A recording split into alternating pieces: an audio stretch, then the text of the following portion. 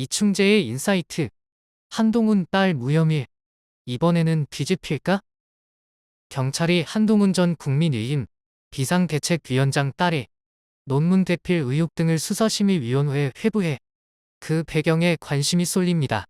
서울경찰청이 지난 1월 한동훈 딸의 허위 스펙 관련 수사를 불송치로 종결한 결정의 적절성을 따져본다는 건데, 경찰 수사심의위 개최 자체가 매우 이례적이어서 주목을 끕니다. 경찰 안팎에선 민간 전문가들로 구성된 수사심의위에서 재수사 결정이 나올 가능성을 배제하기 어렵다고 봅니다. 야권이 추진 중인 한동훈 특검법을 의식하지 않을 수 없기 때문이라는 해석이 나옵니다. 경찰 수사심의위는 2021년 경찰 수사의 공정성과 투명성을 높이기 위해 설치했지만 중요 수사 심의는 거의 없었습니다. 경찰청을 비롯해 전국 지방경찰청에 설치돼 있지만 활동 내역이 미미에 유명무실하단 비판이 많았습니다. 그런데도 한동훈 딸 수사를 심의위에 넘긴 건 그만큼 사안이 심각하다고 판단했기 때문으로 보입니다. 한 전 위원장 가족은 딸 스펙과 관련해 업무방해 등 혐의를 받았지만 서울경찰청이 불송치 결정을 내려 봐주기 수사라는 비판을 받았습니다. 이런 상황에서 야권 합승으로 전국이 불리해지자 태세를 전환했다는 분석이 나옵니다. 경찰의 한동훈 딸 무혐의 처분 석연치 않아. 경찰의 한동훈 딸 무혐의 결정은 납득하기 어려운 점이 많습니다. 한 전 위원장 부부와 딸이 받고 있는 혐의는 논문 대필과 해외 웹사이트, 에세이 표절, 봉사활동 시간 부풀려 봉사상 등 수상, 전문 개발자가 제작한 앱을 직접 제작한 것처럼 제출 등 세부적으로 11가지에 달합니다. 당시 경찰이 무혐의 처분을 내린 주요 이유는 외국의 학술지와 대회 주최 측이 자료를 보내오지 않아서라는 거였습니다. 사실상 수사가 어렵기 때문이라는 건데, 그보다는 수사 의지 부족이 문제라는 지적이 많았습니다. 한 전 위원장 딸 의혹은 2022년 미국 명문대학인 MIT에 합격한 것이 알려지면서 불거졌습니다.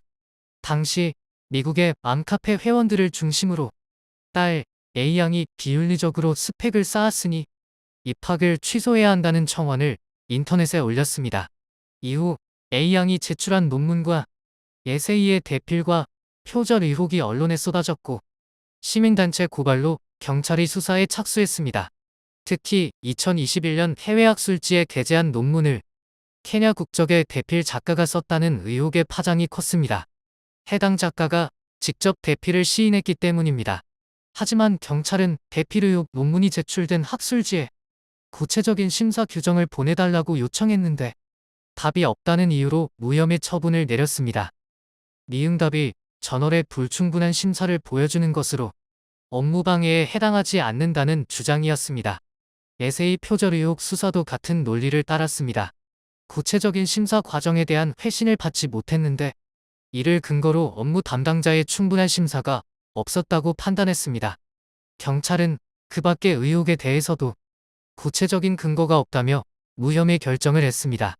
수사 전문가들은 경찰의 무혐의 판단이 상식적이지 않다고 말합니다. 혐의를 입증할 기관으로부터 회신이 안 왔다고 수사를 종결할 게 아니라 다른 수단을 동원해서라도 수사를 계속하는 게 마땅하다는 지적입니다. 더구나 피의자 소환이나 관련자와 기관에 대한 압수수색이 전혀 이뤄지지 않은 채 수사를 종결한 데 대해서도 비판이 제기됩니다. 경찰에 고발장을 낸 시민단체들은 경찰이 1년 8개월간 시간을 끌더니 노골적으로 봐주기 처분을 한 것이라는 입장입니다. 경찰 주변에선 이 사안에 대한 재수사가 안 되면 특검이 불가피할 것이라는 관측이 나옵니다. 조국혁신당은 한 위원장 딸 의혹과 검찰 고발사주 의혹 등이 진상을 규명할 한동훈 특검법 도입 법안을 22대 국회에서 발의하겠다고 예고했습니다. 조국 대표는 입시 비리 혐의로 기소된 딸 조민 씨를 언급하면서 일기장, 체크카드, 다녔던 고등학교 압수수색 등 제 딸에게 했던 만큼만 하라고 요구했습니다. 의혹이 있다면 지위고하를 막론하고 누구나 똑같이 수사를 받는 것이 법 앞의 평등 원칙입니다.